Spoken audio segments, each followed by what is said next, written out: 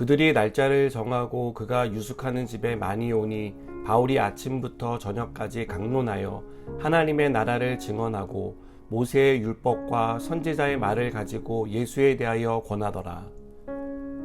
그 말을 믿는 사람도 있고 믿지 아니하는 사람도 있어. 서로 맞지 아니하여 흩어질 때에 바울이 한 말로 이르되 성령이 선지자 이사야를 통하여 너희 조상들에게 말씀하신 것이 옳도다. 일러스되 이 백성에게 가서 말하기를 너희가 듣기는 들어도 도무지 깨닫지 못하며 보기는 보아도 도무지 알지 못하는도다.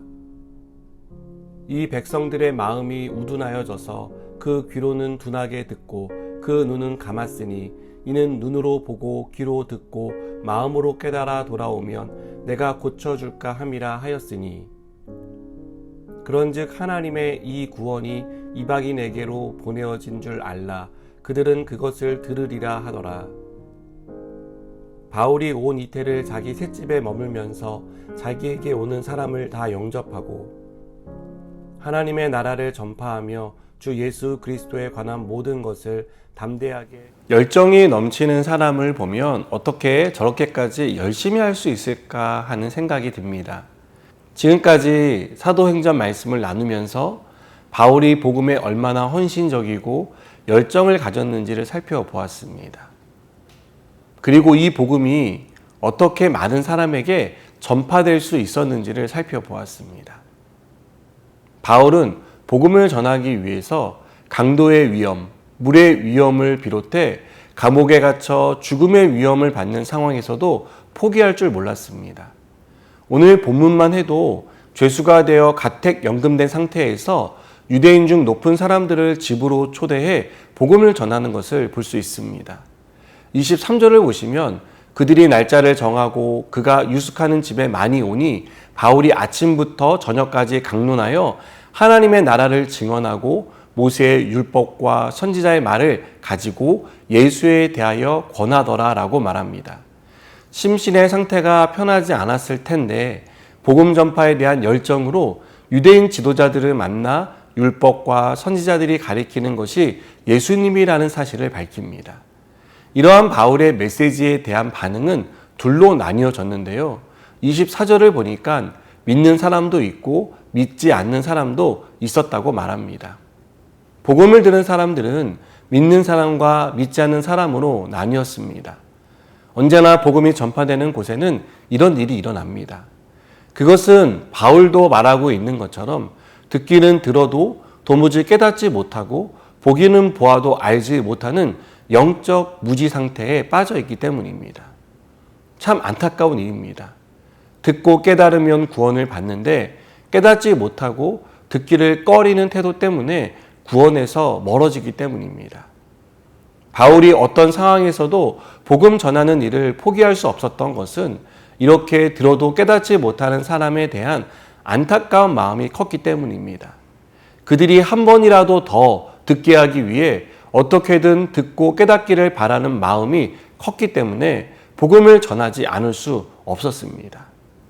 만일 이런 마음이 없었다면 목회하기 좋은 곳에 정착해서 목양에 전념했을 것입니다. 그러나 바울은 편안한 삶보다 어려운 삶을 선택했습니다. 몸도 마음도 힘들 때가 있었지만 그래도 믿지 않던 사람이 주님께 돌아오는 것을 보며 어려운 길을 가기로 결심했습니다. 바울은 로마에서 2년을 머물며 찾아오는 사람들에게 복음을 전했습니다. 31절을 보니까 하나님의 나라를 전파하며 주 예수 그리스도에 관한 모든 것을 담대하게 거침없이 가르쳤다라고 말합니다. 바울은 가능하면 할 수 있는 한 예수님에 관한 모든 것을 전하고 가르쳐서 사람들을 돌이키게 하고 싶었습니다.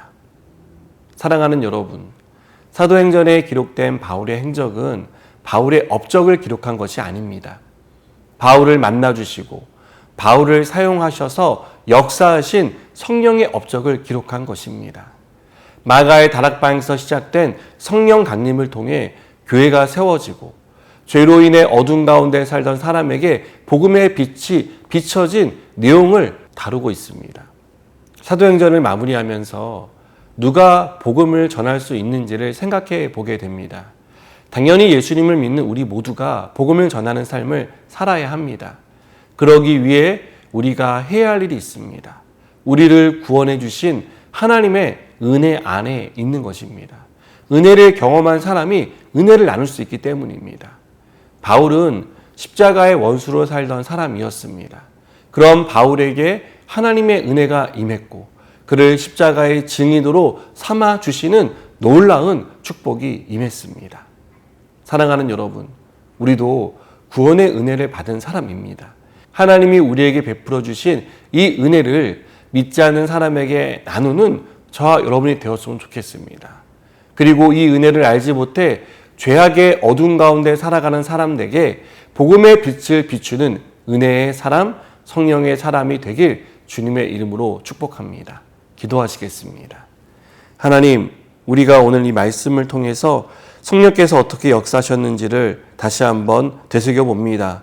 그리고 우리에게 주신 이 은혜들을 기억하고 우리도 이 은혜를 나누는 복음 전파자가 되게 하여 주시옵소서. 예수님의 이름으로 기도드립니다. 아멘.